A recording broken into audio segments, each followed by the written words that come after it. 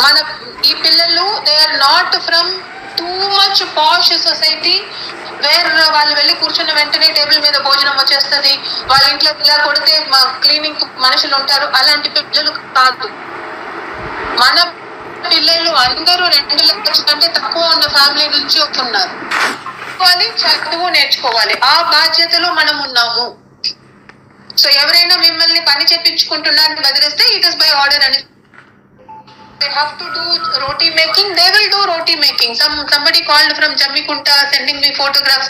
పిల్లలతో పాటు రోటీ చేపిస్తున్నారు. I said మంచిది, నేను అది ఫోటోగ్రాఫ్ మా ప్రిన్సిపల్స్ అందరూ గ్రూప్ లో పెడతాను, చాలా మంచిది. పిల్లలతో పాటు రూమ్ క్లీనింగ్ చేపించుకుంటున్నారు. They must do the room cleaning. Who will clean their rooms? Okay, once sweeper వెళ్ళి క్లీన్ చేస్తారు, 4సారి పిల్లలు ఎందుకు క్లీన్ చేసుకోరు? పిల్లలతో పాటు టాయిలెట్ కడిపిస్తున్నారు. Why can't they clean their own toilets? What is wrong in it? మనం చదువుతున్నప్పుడు మన క్లాస్ రూమ్ టేబుల్స్ ని మనమే తుడుచుకునే వాళ్ళం, బోర్డు తుడిసే వాళ్ళం, అది ఒక ప్రెస్టీజ్ లాగా తీసుకునే వాళ్ళం. నేను ఈ వారం క్లాస్ ఇన్ఛార్జ్, నేను టేబుల్ తుడేస్తా, నేను బోర్డు తుడేస్తా, టీచర్ కోసం అటెండెన్స్ రాసి పెడతా, ఆ రోజు ఒక కోట్ రాసి పెడతా. It's prestigious thing.